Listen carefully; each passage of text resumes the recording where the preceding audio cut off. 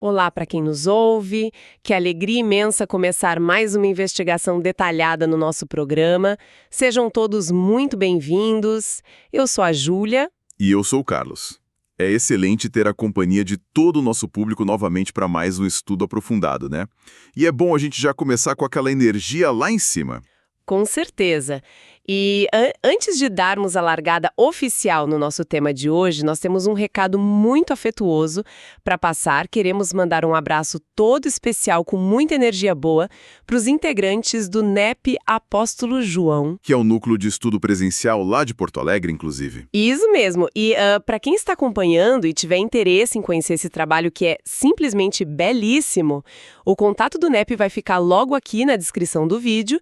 Fica o convite para o pessoal ir lá conferir. Um abraço enorme para toda essa galera de Porto Alegre. E, claro, a nossa imensa gratidão pela companhia de cada pessoa que tem acompanhado a nossa jornada até aqui.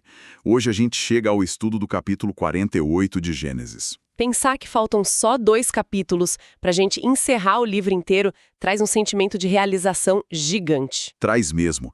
E já pegando o gancho, nós temos uma baita de uma notícia. Nessa sexta-feira, para encerrar a jornada de Gênesis com chave de ouro, o nosso programa vai fazer análises dos capítulos 49 e 50 juntos num especial imperdível. Vai ser o fechamento de um ciclo muito, muito rico.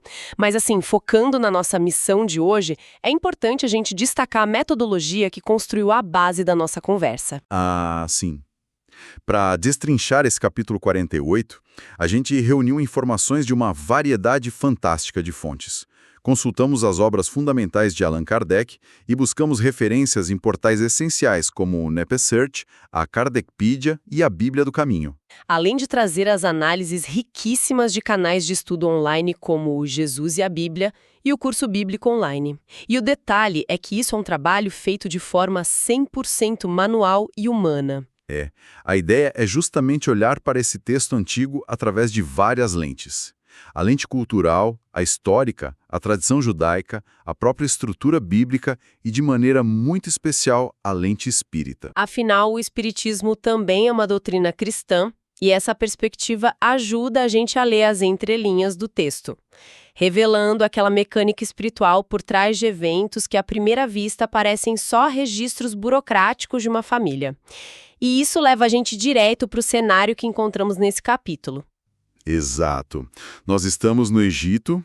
Jacó, o grande patriarca, que também carrega o nome de Israel, está chegando no finzinho da sua jornada terrena. O peso dos anos cobrou o preço dele. Ele está doente, acamado e fisicamente quase cego. A matéria está ali falhando. E é fascinante como o canal Jesus e a Bíblia pontua bem essa transição. Porque enquanto a visão natural de Jacó estava se fechando para as coisas do mundo material, a visão espiritual dele continuava incrivelmente desperta. A falha dos sentidos físicos estava, na verdade, dando lugar a uma percepção que transcende a biologia. É nesse estado de vulnerabilidade física, mas de imensa força espiritual, que José vai visitar o pai, levando os 2 filhos dele nascidos lá no Egito. O Efraim e o Manassés. E esse encontro dessas 3 gerações desencadeia uma verdadeira quebra de protocolo histórico. Jacó olha para esses 2 netos que cresceram no meio da cultura egípcia e toma uma decisão totalmente surpreendente. Ele comunica a José que, a partir daquele momento, Efraim e Manassés seriam considerados filhos diretos dele, Jacó. Eles são elevados ao mesmo nível de Rúben e Simeão, que são os filhos mais velhos do patriarca. Isso muda toda a geopolítica e a estrutura de poder daquela família que ia formar uma nação. Ao adotar os netos, Jacó está na prática garantindo a José a famosa porção dobrada da herança. Um ponto importantíssimo. Sim, e o pessoal do canal Curso Bíblico Online explica muito bem que essa manobra é uma chave hermenêutica vital, ou seja, é um daqueles detalhes de interpretação que abrem as portas para a gente entender todo o mapa bíblico que vem pela frente. É por causa dessa adoção que lá no futuro, quando as terras forem divididas, não vai existir uma tribo de José. Exatamente. mas sim as tribos de Efraim e Manassés, compondo ali o número sagrado. A própria escolha dos nomes desses rapazes já carregava uma carga profética muito forte, refletindo a jornada do pai deles. Manassés, que é o primogênito, tem um nome que significa Deus me fez esquecer os problemas. É a materialização de que toda aquela dor, o trauma de José ter sido vendido como escravo e preso no Egito, tudo aquilo tinha sido superado. E o Efraim, que é o caçula, carrega o significado de Deus me fez duplamente frutífero. Representa não só a sobrevivência, mas a expansão, o florescimento numa terra estrangeira. E é muito interessante a gente observar o movimento da mente de Jacó nesse momento. Bem na hora em que ele está moldando o futuro dessas tribos, garantindo a linhagem através dos netos, a memória dele viaja lá para o passado. Ele traz à tona uma lembrança muito íntima e dolorosa, que é a morte da esposa dele, a Raquel. Ele recorda como ela faleceu de forma trágica a caminho de Efrata, que hoje a gente conhece como Belém. Isso, e como ele teve que sepultar ela ali mesmo à beira do caminho. E olha, essa menção no texto não é um detalhe acidental ou a divagação de um homem de idade com a mente cansada. Pelo contrário, mostra como a narrativa enxerga a soberania dos planos divinos. Perfeito. Naquele momento no passado, enterrar a mulher amada no meio do deserto parecia só uma tragédia sem propósito, uma interrupção cruel da vida. Mas Efrata, essa mesma Belém, ia se tornar a cidade do rei Davi. E, milênios depois, o berço do nascimento de Jesus. A dor profunda de Jacó estava de forma misteriosa pavimentando e sacralizando o terreno do futuro cristão. Isso adiciona uma camada de profundidade à história que é maravilhosa. O que parecia só uma perda irreparável, vira o palco para o maior evento da história da humanidade. Mas voltando ali para o quarto no Egito, é na hora da bênção propriamente dita que a história ganha um contorno quase cinematográfico. José, sendo um homem super prático, um administrador que respeita a ordem e as tradições da época, posiciona os filhos diante da cama de Jacó de forma perfeitamente lógica. Ele coloca Manassés, o primogênito, à direita do avô. E Efraim, o caçula, à esquerda. É o protocolo esperado. A mão direita sempre representa a primogenitura, a força, a bênção principal que confere liderança. Enquanto a mão esquerda carrega uma bênção secundária. O palco estava montadinho para seguir a regra biológica.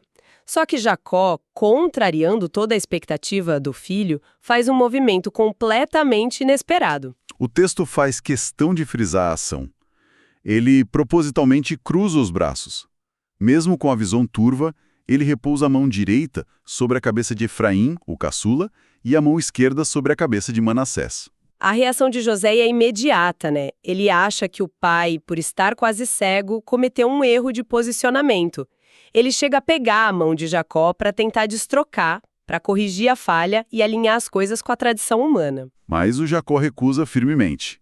Ele não estava confuso. Ele responde com uma clareza impressionante, dizendo: "Eu sei, meu filho. Eu sei." Essa postura irredutível do Jacó embute uma profecia que extrapola os limites daquela família.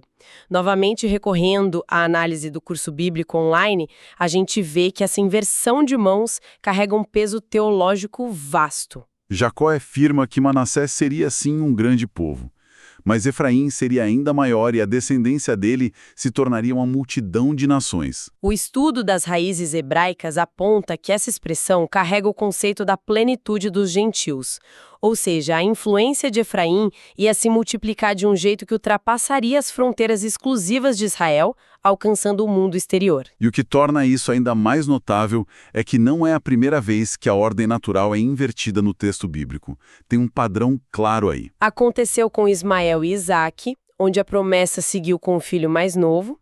Aconteceu com Esaú e o próprio Jacó, que recebeu a bênção no lugar do irmão mais velho. E agora o padrão se repete com Manassés e Efraim.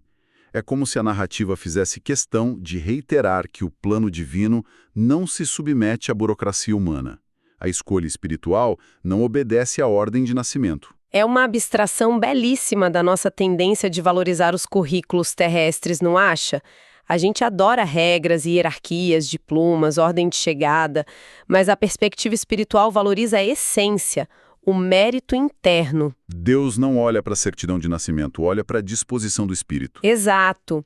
E junto com essa carga espiritual imensa, Jacó também deixa uma herança material muito específica. Ele assegura a José que, apesar de estarem todos morando no conforto do Egito naquele momento, Deus ia fazer o povo retornar para a terra de Canaã no futuro. Como um penhor dessa promessa, ele entrega a José um pedaço de terra extra lá em Siquém, que ele relata ter conquistado dos amorreus com a própria espada e o arco. O corpo dele está no Egito falhando, mas a consciência está totalmente ancorada na terra prometida. Então, com todo esse panorama histórico e cultural estabelecido, entra a grande questão. Como é que o entendimento espírita ajuda a gente a mergulhar ainda mais fundo nessa cena? Porque essa postura de Jacó diante da própria morte e a clareza impressionante das previsões são temas centrais no Espiritismo. A lente espírita oferece respostas muito claras para isso, começando pela forma como a gente lida com a finitude. Se a gente abordar o tema da transição de forma isolada, a morte geralmente é associada ao medo ou ao desespero. Mas não é o que a gente vê no Jacó. Ele reúne as forças que restam, senta na cama e conduz todo o ritual com um domínio absoluto da situação. Allan Kardec explora essa serenidade de forma brilhante lá no livro O Céu e o Inferno. Tanto na primeira parte, quando ele fala sobre o temor da morte, quanto nos relatos da segunda parte do livro, fica muito claro que o pânico não é uma regra geral. De forma alguma. O Espiritismo ensina que para o espírito que já se desmaterializou, através das experiências e provas ao longo de uma vida rica, o desprendimento dos laços carnais acontece de forma gradual. O corpo de Jacó estava apagando, mas a mente dele estava totalmente lúcida, porque ele compreendia, mesmo que de forma intuitiva, a continuidade da vida.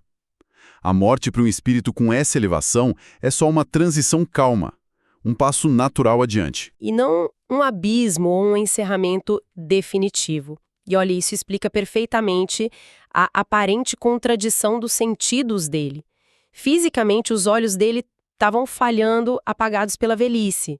Ele dependia dos outros para saber quem estava no quarto. Mas, ao mesmo tempo, ele sabia exatamente o que estava fazendo ao cruzar os braços e tinha uma visão super nítida de qual seria o futuro daquelas duas crianças que estavam ali ajoelhadas. Essa lucidez paradoxal é um dos fenômenos mais fascinantes que a literatura espírita explica. Em O Livro dos Espíritos, ao tratar da emancipação da alma, e também em obras póstumas, no capítulo que aborda a segunda vista, Kardec demonstra que a alma tem uma capacidade de percepção que independe do corpo físico. Quando o ser humano entra nesses estados de emancipação, algo que fica muito intenso nos momentos antes da morte corpórea, o espírito começa a se libertar da influência densa da matéria. É nesse estado de quase desprendimento que as faculdades espirituais se expandem de verdade. A alma adquire uma lucidez incrível, conseguindo captar realidades e até vislumbrar acontecimentos futuros que os sentidos físicos não têm como perceber. Como a gente lê em O Livro dos Médiuns, ao estudar os médiuns videntes, a capacidade de ver não reside no nervo óptico, ela pertence intrinsecamente à alma. Jacó estava enxergando a realidade espiritual e o desdobramento daquelas tribos com os olhos do espírito. Operando de forma totalmente independente dos olhos biológicos dele, que já estavam desgastados.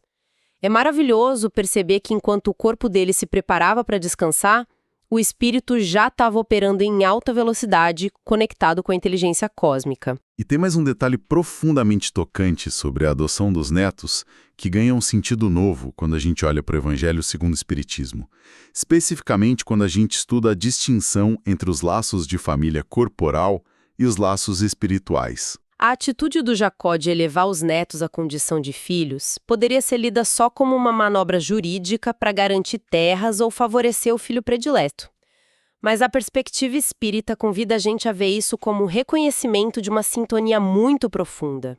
Jacó reconhece o propósito espiritual daquelas almas no intrincado plano divino de formação da nação hebraica. O parentesco biológico, a ordem de quem nasceu primeiro, cede espaço para uma adoção baseada no compromisso espiritual que eles assumiram possivelmente antes mesmo de encarnar. O avô não está apenas distribuindo lotes de terra, ele está organizando uma equipe de trabalho espiritual para os séculos seguintes. Fazendo um balanço de todas essas lições, a gente percebe que o capítulo 48 de Gênesis é um texto de uma beleza ímpar. É uma narrativa onde o afeto familiar terreno, que fica evidente no abraço apertado do avô, nos beijos que ele dá nos netos, na memória emocionada da esposa falecida, se mistura harmoniosamente com a grandiosidade insondável dos planos espirituais. O humano e o divino dividindo o mesmo espaço físico num leito no Egito. A grande mensagem que a gente pode extrair daqui é que as tradições e as convenções humanas são constantemente subvertidas pela visão espiritual. Nós criamos regras baseadas na ordem de nascimento, nos direitos do mais velho, no que parece lógico aos nossos olhos materiais. Mas a inteligência divina cruza os braços diante dessas nossas regras. Deus enxerga a essência, o potencial latente e a missão que cada espírito traz consigo. O mundo espiritual opera com critérios baseados na maturidade, na disposição de servir e na afinidade com os propósitos maiores. E não com os carimbos e burocracias que a gente inventa aqui na Terra. Bem, depois de toda essa reflexão profunda, a gente tem um aviso importante para o pessoal que está acompanhando a nossa trajetória. Após o término da nossa jornada de Gênesis, que, lembrando, acontece nessa próxima sexta-feira, com o grande final duplo dos capítulos 49 e 50, nós vamos fazer uma pequena pausa na programação. Isso, vai ser uma pausa relativamente rápida, mas extremamente necessária. A gente precisa desse tempo de respiro para que toda a nossa equipe possa organizar, pesquisar e estruturar 2 novos trabalhos maravilhosos que já estão no forno.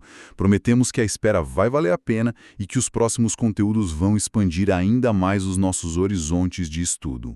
O nível de dedicação da equipe está altíssimo para esses novos projetos e, assim, com um coração cheio de gratidão, chegamos ao final do nosso encontro de hoje. Queremos nos despedir de forma muito calorosa de cada pessoa que separou um tempo valioso do seu dia para estar com a gente, mergulhando nessas fontes tão antigas e tão aplicáveis à nossa realidade atual. Agradecemos demais pela audiência contínua, pelo apoio ao nosso trabalho e pelo carinho de sempre. Que o estudo constante continue sendo uma ferramenta para clarear as ideias e expandir a percepção sobre a vida. E para não perder o costume, vamos deixar um pensamento final, uma semente para a reflexão de cada um ao longo da semana. Se a atitude firme do Jacó, cruzando as mãos no momento da bênção, nos ensina que o plano espiritual frequentemente inverte as nossas prioridades e ignora a ordem natural das coisas humanas, quais são as primogenituras ilusórias, os títulos, os orgulhos ou as tradições materiais nas nossas próprias vidas que precisam ser cruzadas e deixadas de lado hoje mesmo, para que a gente possa finalmente receber a nossa verdadeira herança espiritual. Fica a provocação, um grande abraço a todos e nos encontramos sexta-feira para o nosso grande encerramento. E se você gostou, não esqueça de se inscrever no canal NEP Apóstolo João, acione as notificações para não perder nenhum vídeo e não deixe de curtir este vídeo. Episódios novos todas segundas, quartas e sextas-feiras. É isso, bem simples.